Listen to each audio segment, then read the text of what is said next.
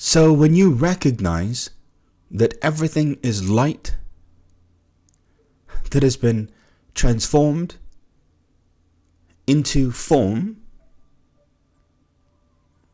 and you created that to deliver you an experience, then you get the whole thing. Because just imagine if every human being were to actually get that. There would no longer be any victim consciousness. There would no longer be any struggle. Everybody would finally get that this whole thing is a play of light. The whole thing.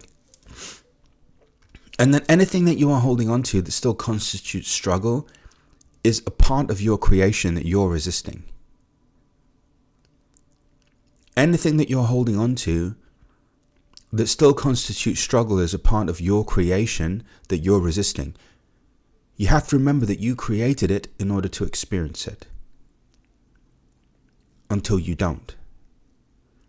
And in the moment you don't is when you realize, hey, I don't need to have these experiences in order to awaken. I am already awake. I am awake. I think that's what the Buddha answered when they asked him if he was a god. Are you a god? No, I am awake. But what he didn't say was, I've always been awake. I'm always awake.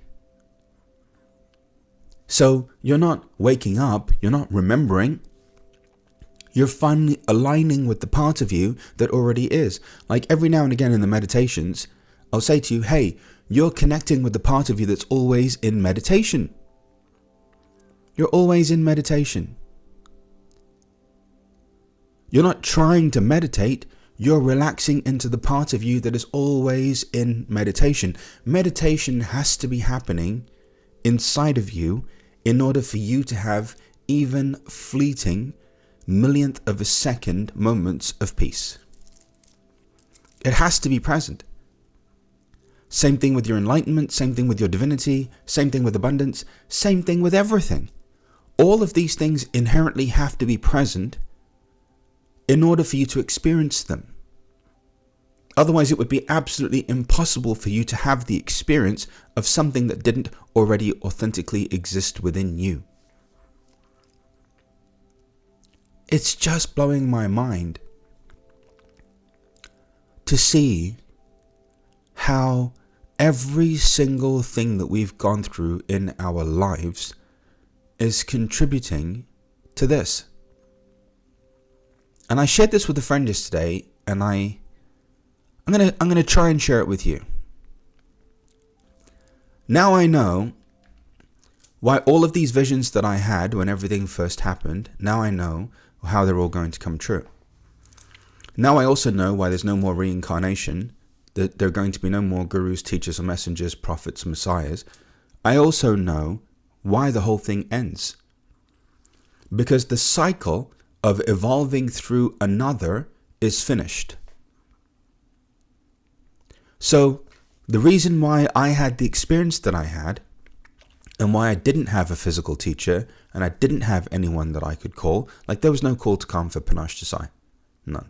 I didn't have anyone on speed dial. There was no impact. There was no support system. I was very much in uncharted territory, even in spirituality and personal development. Because what I was experiencing, people knew existed, but they weren't experiencing it.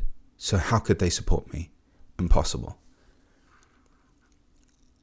So through having direct revelation, I now know why. Because that's the future. God is now going to directly reveal itself to you, to God. God is now directly revealing itself to you, the divine. And that eradicates the need or the false belief or need. So somehow, I'm not sure if it was a belief. I'm not sure if human beings just kind of interjected themselves into something that had nothing to do with them. I don't know. I don't want to get lost in conjecture. Maybe religion, maybe spirituality, whatever. It happens in both places. But because you've been living in the illusion that you have to go through a form, another person, to get to yourself, you've been suffering.